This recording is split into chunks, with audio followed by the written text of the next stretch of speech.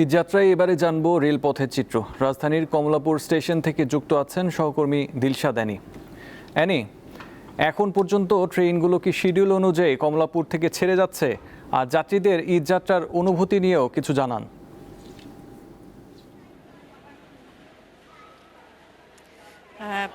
যেহেতু সামনে ঈদ, যারা যাচ্ছেন বাড়ি ফিরে যাচ্ছেন, বাড়ির পরিবারের পরিজন যারা আছে তাদের সাথে ঈদ করতে যাচ্ছেন, আমরা কথা বলেছি যারা প্ল্যাটফর্মে আছেন, যারা অপেক্ষায় আছেন কখন তাদের নির্ধারিত শিডিউলের যে ট্রেনটি আছে, যে ট্রেনটির টিকিট তারা কেটেছেন সেই ট্রেনের অপেক্ষায় আছেন।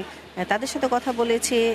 ছোট যারা আছে, বাচ্চা যারা আছে তারাও বলেছে তাদের যে পরিবার পরিজন অর্থাৎ দাদা দাদি বা নানা নানি যারা আছেন তাদের সাথে একসাথে ঈদ করতেই মূলত তারা ঢাকা ছেড়ে যার নিজ নিজ বাড়ির দিকে তারা যাচ্ছেন। এবং তাদের যে অনুভূতি তারা যেটা প্রকাশ করেছেন যে এটা তাদের জন্য খুবই আনন্দের বিষয়, যেহেতু ঢাকাতেই তাদের থাকা হয়।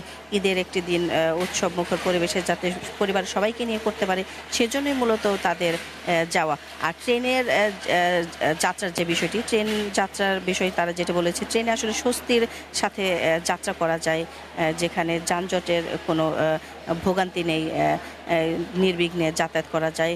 আর ট্রেন প্ল্যাটফর্মের যদি বিষয়টা বলি, আমরা সকালবেলায় আমরা যখন দেখেছি যে যারা আসছেন, যারা দায়িত্বরত যারা আছেন তারা টিকিট দেখে চেক করে একজন একজন করে টিকিট চেক করে তারা প্ল্যাটফর্মে প্রবেশ করতে দিচ্ছেন। আর শিডিউল বিপর্যয়ের কথা যে বলছিলেন যে শিডিউল বিপর্যয় হয় কিনা, শিডিউল বিপর্যয়ের মধ্যে দুটি ট্রেন শিডিউলের বিপর্যয়ের মধ্যে পড়েছে 40 থেকে 50 মিনিট করে। এছাড়া এখন পর্যন্ত আর শিডিউল বিপর্যয় হয়নি। আর এ পর্যন্ত 13টি ট্রেন প্ল্যাটফর্ম ছেড়ে গেছে। এই ছিল এখানকার সবশেষ তথ্য। জি অ্যানি, আপনাকে ধন্যবাদ।